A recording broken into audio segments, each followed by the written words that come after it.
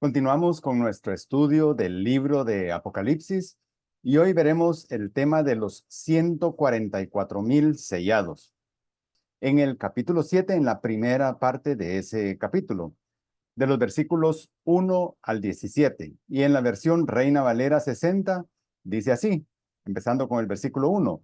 Después de esto, vi a 4 ángeles en pie sobre los 4 ángulos de la tierra, que detenían los 4 vientos de la tierra, para que no soplase viento alguno sobre la tierra, ni sobre el mar, ni sobre ningún árbol.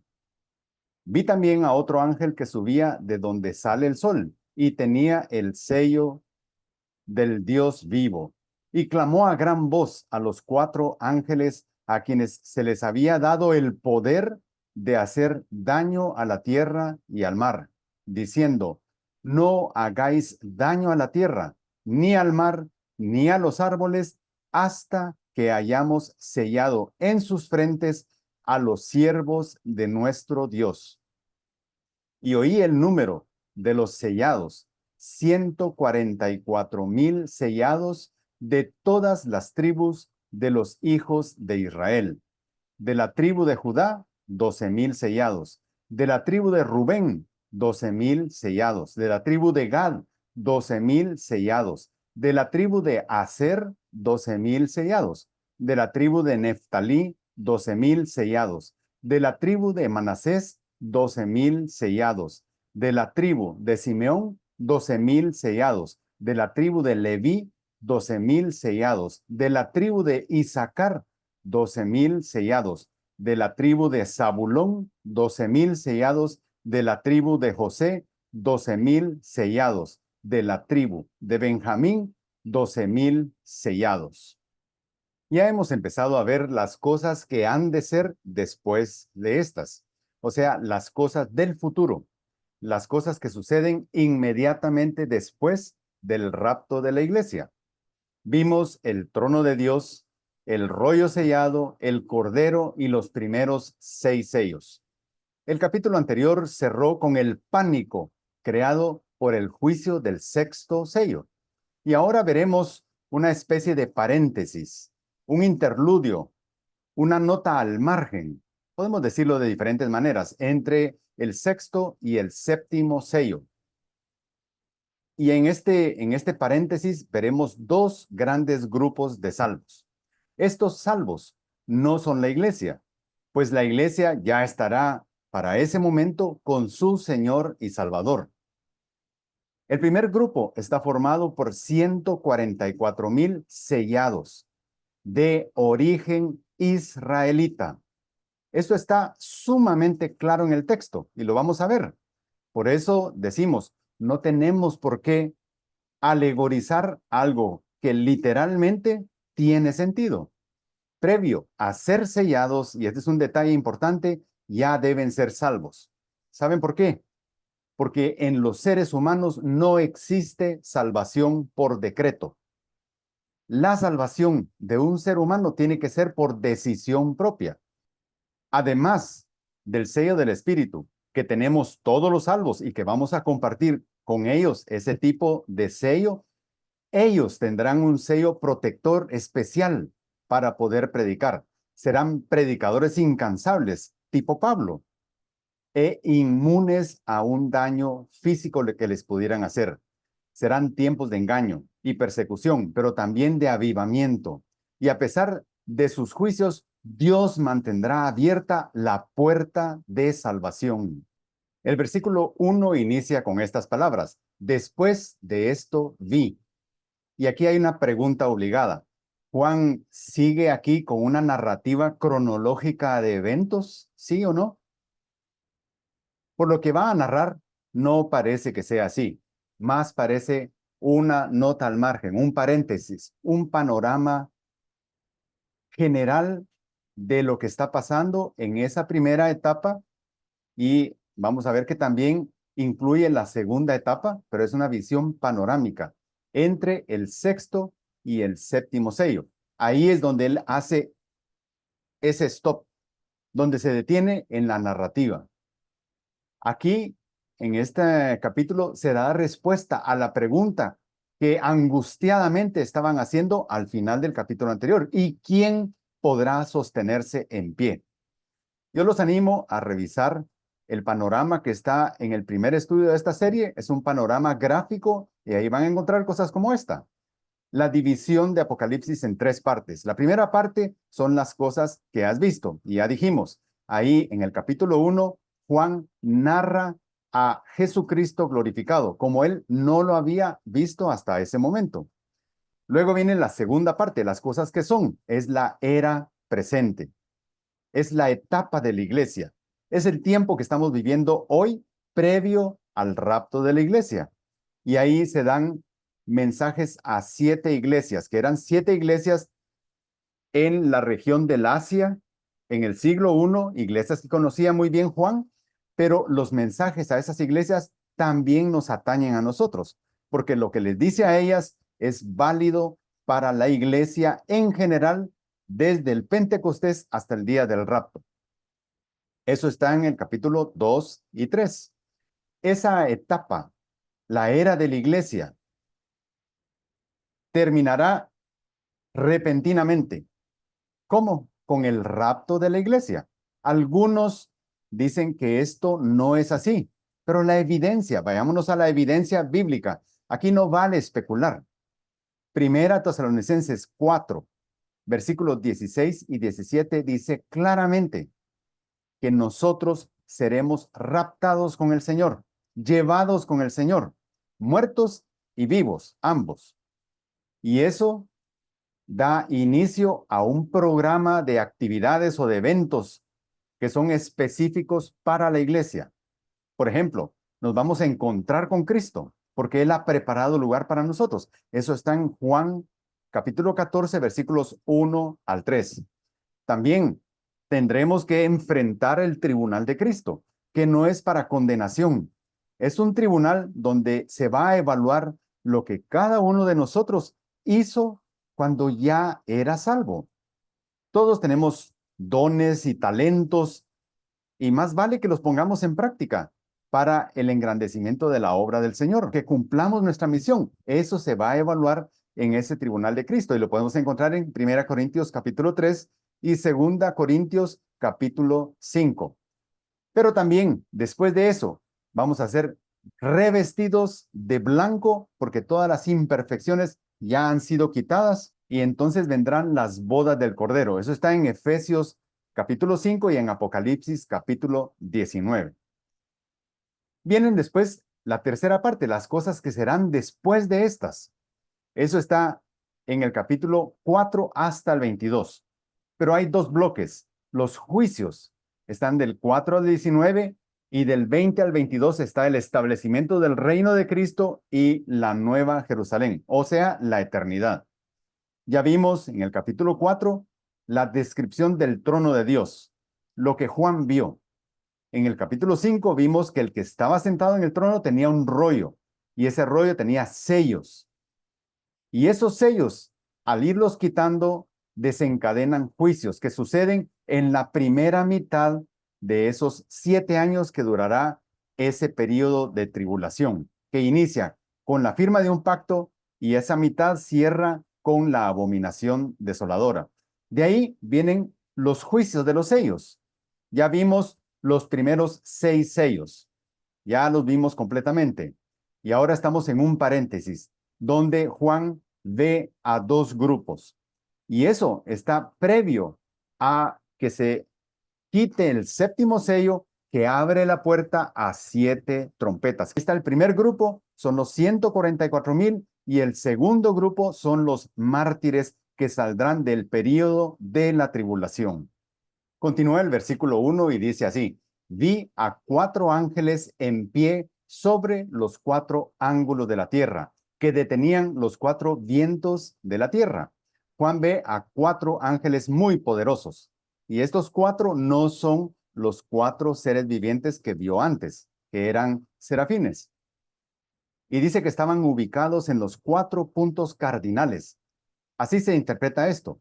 Los 4 ángulos de la tierra son los 4 puntos cardinales. Y eso lo que está representando es que cubrían la totalidad de la superficie terrestre, actuando con poder, pero es un poder delegado para detener temporalmente los juicios.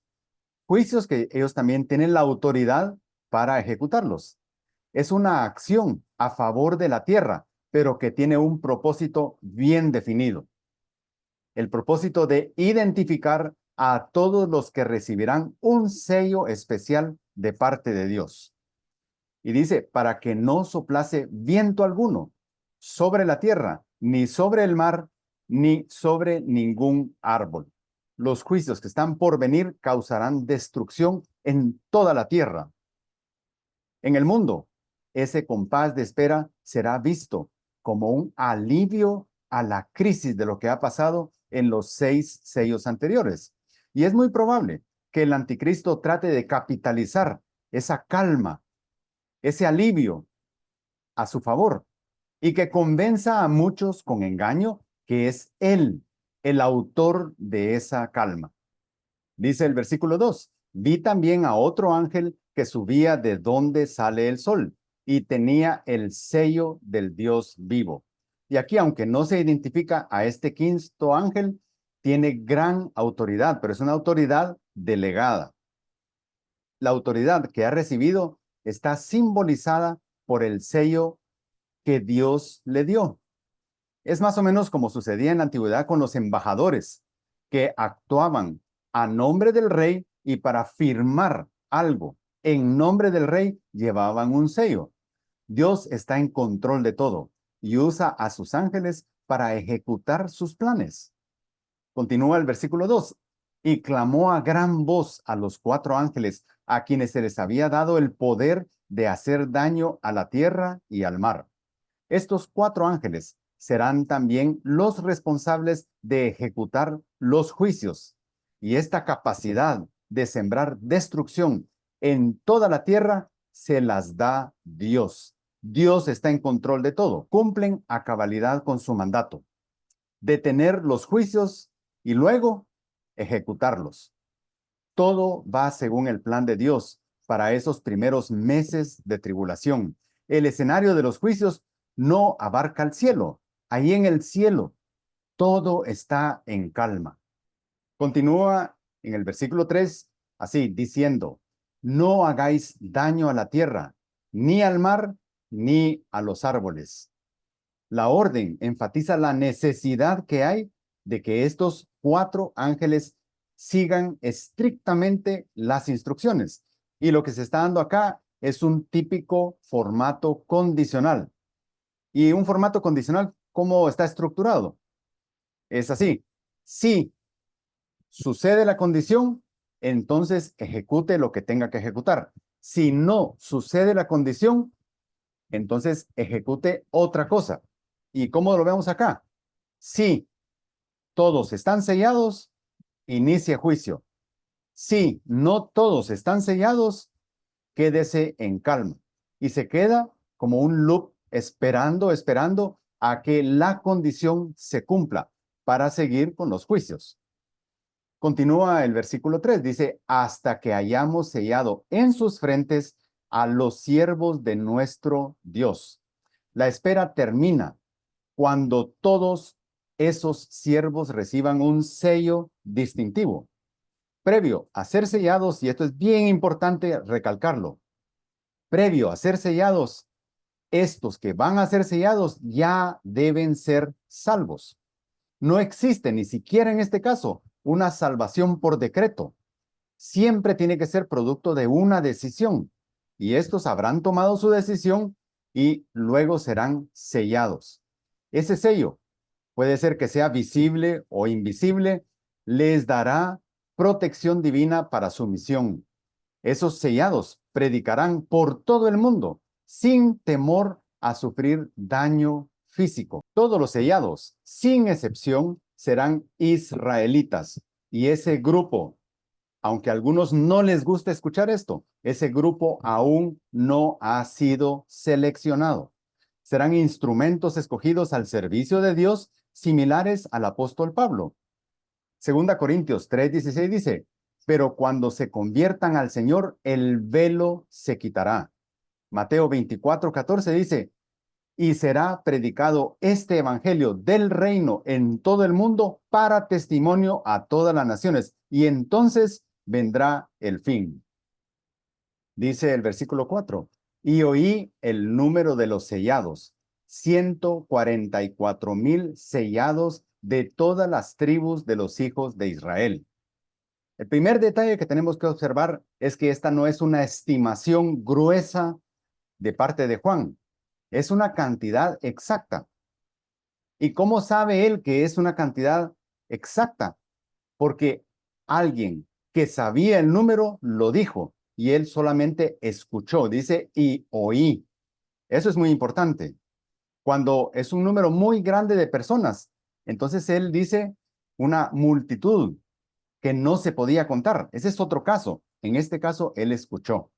La frase, todas las tribus, necesita una explicación, porque vamos a ver que los nombres de las tribus acá no coinciden con los nombres de los hijos de Jacobo o de los hijos de Israel.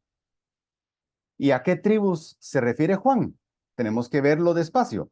Miremos cuáles eran los hijos de Jacobo o de Israel. Jacob tuvo hijos con Lea, la primera mujer que le dio Labán. Con ella tuvo a Rubén, a Simeón, a Leví y a Judá, en ese orden.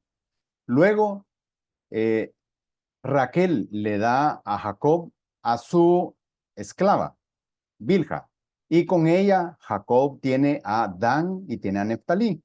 Luego, Lea le da a Jacob a su sierva o su esclava, Silpa, y con ella tiene a Gad y a Aser. Finalmente, Lea vuelve a tener fertilidad y tiene a Isaacar y a Zabulón. Y finalmente, Raquel, que no había podido tener hijos hasta el momento, le da a luz a José y a Benjamín. Esos son los 12 hijos de Jacob, o sea, de Israel.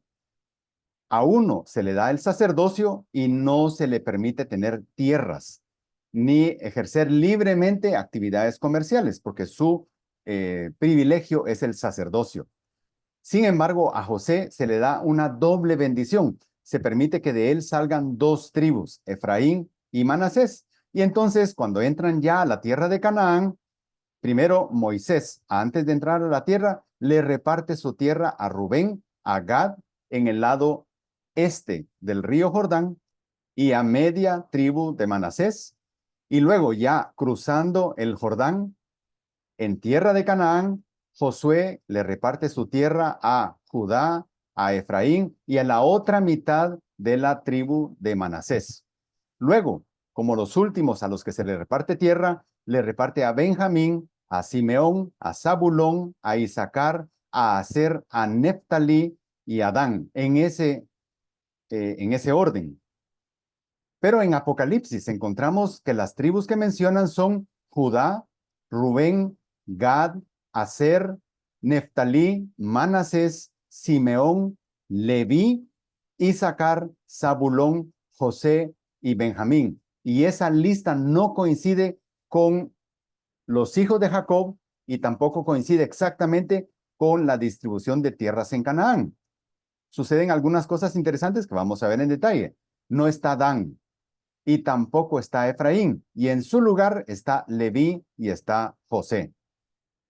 Dice el versículo 5, de la tribu de Judá, 12,000 sellados. Y aquí hay una nota que yo quiero hacer antes de empezar a estudiar todos estos números. Este equipo es un equipo misionero. Son misioneros encargados de predicar. Son 144,000 escogidos de todo el mundo. Ellos no van a necesitar aprender ni los idiomas, ni la cultura, ni las costumbres, porque serán escogidos de las regiones en donde les tocará predicar.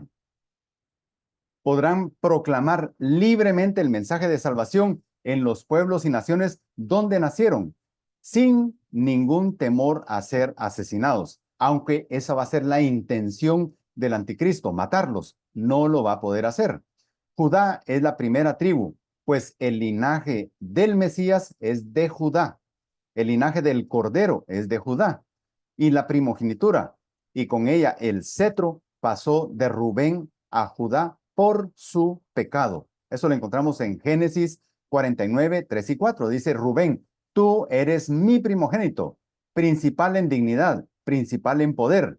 No serás el principal por cuanto subiste al lecho de tu padre, entonces te envileciste.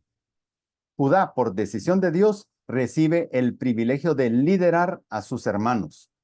Génesis 49, 8 al 10 dice, Judá, te alabarán tus hermanos, tu mano en la cerviz de tus enemigos, cachorro de león, no será quitado el cetro de Judá, ni el legislador de entre sus pies, hasta que venga Silo, y a él se congregarán los pueblos.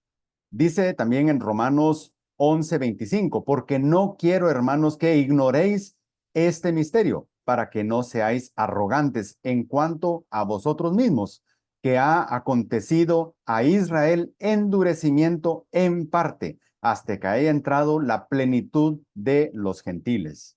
Después de Judá viene la tribu de Rubén. Dice, de la tribu de Rubén, 12,000 sellados. De la tribu de Gad, 12,000 sellados. De la tribu de Aser, 12,000 sellados. Y muchos piensan que es imposible rastrear esas tribus en la actualidad. Debemos saber que en el año 723 a.C., Asiria invadió el reino del norte de Israel. Y ese reino lo formaban 10 de las 12 tribus, con excepción de Judá y Benjamín. Sus habitantes fueron masacrados o llevados cautivos y otros huyeron. Sus tierras fueron arrasadas y posteriormente fueron repobladas con otros pueblos. Se mezclaron con paganos y muchos perdieron la pureza de su linaje de tribu. Y aunque parezca imposible rastrear la descendencia de Rubén, de Gad y de Aser, para Dios la ascendencia de cada uno de los sellados estará muy clara. Segunda Timoteo 2:19 dice, conoce el Señor a los que son suyos. Continúa el versículo 6 y dice, de la tribu de Neftalí, 12,000 sellados. De la tribu de Manasés, 12,000 sellados. De la tribu de Simeón, 12,000 sellados. Y estas tres tribus, Neftalí, Manasés y Simeón, también eran parte del reino del norte. Por lo tanto, también corrieron la misma suerte que las tres anteriores y su rastro casi fue borrado. Ellos no pueden demostrar su ascendencia con genealogías porque se perdieron. No pueden probar el linaje de sus descendientes tampoco. Lucas 18:27 dice, lo que es imposible para los hombres es posible para Dios. Y luego dice, en la parte final del versículo 7, de la tribu de Leví, 12,000 sellados. Y aquí sucede algo muy interesante.